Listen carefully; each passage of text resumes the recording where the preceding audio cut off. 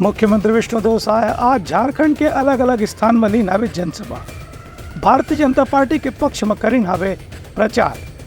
मुख्यमंत्री विष्णुदेव साय आज लोकसभा चुनाव के प्रचार के सिलसिला में झारखंड के अलग अलग क्षेत्र में जनसभा संबोधित करें। बेरवा मुख्यमंत्री हकीन के छत्तीसगढ़ में एक आदिवासी चेहरा ला मुख्यमंत्री बना के भारतीय जनता पार्टी पहली गांव आदिवासी मन ला पूरी तरह से महत्व दे के कदम उठाए है।